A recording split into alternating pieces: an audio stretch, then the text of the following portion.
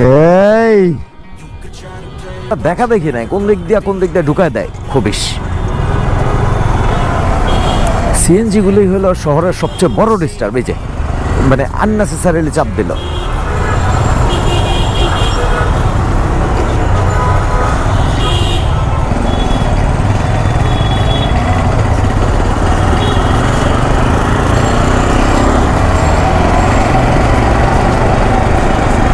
কোনো নিয়ম কানুন প্রক্রিয়া পদ্ধতি শৃঙ্খলা ঢাকার রাস্তায় থাকতেছেই না। আপনি দুই হাত ভিতরে দিয়ে আরো দাঁড়ান।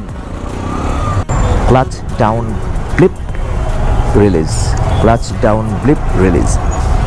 So that's how rev matching is done.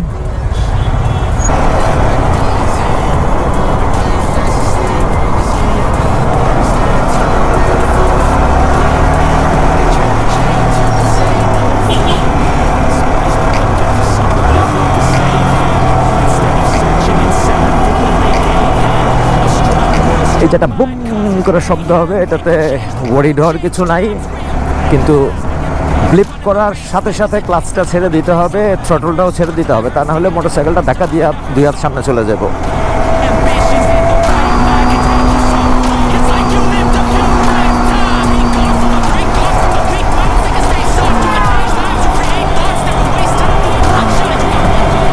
এই হলো রেভ ম্যাচিং।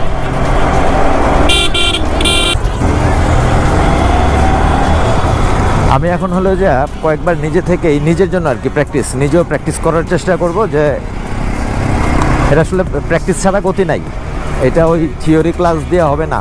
লাইক বাইক রাইডিংয়ের যদি সমস্ত থিওরি আমার মুখস্থ থাকে, যতক্ষণ না ইন্নালিল্লাহ bloody hands stained from the people who deceive me. Muddy hands break through the chains, go free me. Looking for change, looking for pain, pulling a mob. Inna lillah.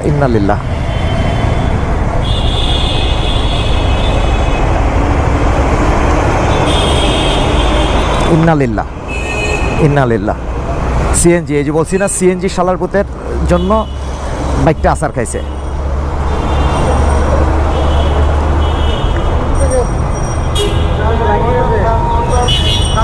CNG চাপ দিছে, চাপ দিলে পরে উনি ব্রেক করছে, পিছলাই গেছে। হ্যাঁ, CNG চাপ দিছে, আমি পিছনে তো।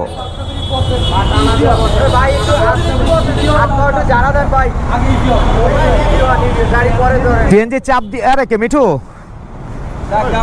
ভালো আছেন? ভালো আছেন? না, আমারটা ওই যে ওইটা, আপনার কোনটা পালসার? ওই যে R15টা। কিছুটা আমার ক্যামেরা ডাউন করা আসলে আমি অন্য জিনিস ভিডিও করতেছিলাম, হঠাৎ যখন সাউন্ডটা হয়েছে তখন আমি তাকাইছি, আমি জানি না কি আইছে কি আসে নাই। না না, এইটা ঠিক আছে, আমি তোর ওজন আর একটু বাড়া দরকার। এরকম হয়েছিস কেন? গোল হয়ে গেছিস কেমনে? আজীব। রেভ ম্যাচিং এর ভিডিও করতে যায়, এই যে সিএনজি যে আমি পছন্দ করি না ঢাকা শহরের রাস্তায়, সিএনজি আবারও সেটা একটা প্রমাণ দিল। এবং এত বড় খবিশ, ও চাপ দিয়ে ফালাই দিছে, ও নট ইভেন একটা ব্রেকে পা দিছে, অসভ্য কোথাকার।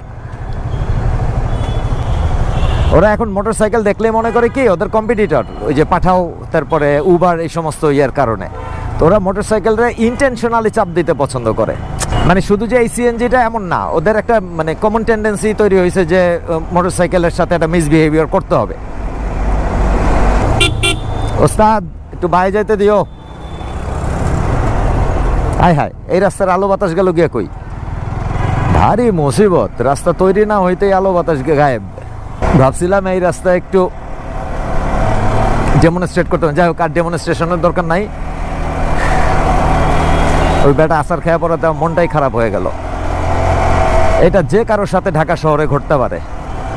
কথা হইলো বাইকটাও নতুন, ছেলেটার নতুন কিনা নামাইছে মাত্র, লিভো। এটা ঠিক না। এই সিএনজির সাথে মোটরসাইকেল যারা রাইড করে তারা কি কোনোভাবে কম্পিটেবল? ইউটিউবে গেলে পরে অনেক সিএনজি চালক ভাইয়েরাও আমার এই ভিডিওটা হয়তো দেখতে পারেন, হয়তো। এই মোটরসাইকেলটা কম্পিটিটর মনে করার কোনো কারণ নাই তো। কারণ বাসওয়ালারা যদি আপনাদেরকে কম্পিটিটর মনে করে যে আপনারা বাসের প্যাসেঞ্জার নিয়ে যাচ্ছেন, অথবা ট্যাক্সি ক্যাব যারা চালায় বড় গাড়ি আপনাদের চেয়ে, যেটা 4 চাকায় চলে, ওরা যদি আপনারা চাপ দেয়, মানে ডলা দিয়া ফুটপাতের সাথে মিশায় দেয়, আপনার কি কিছু করতে পারবেন? মোটরসাইকেল চলে 2 চাকার উপরে, তো আপনি চাপ চুপ দিলে যে এখন যে ঘটনা ঘটলো সেই ঘটনাটাই ঘটবে। মানে এটা তো হওয়া ঠিক না। আশা করি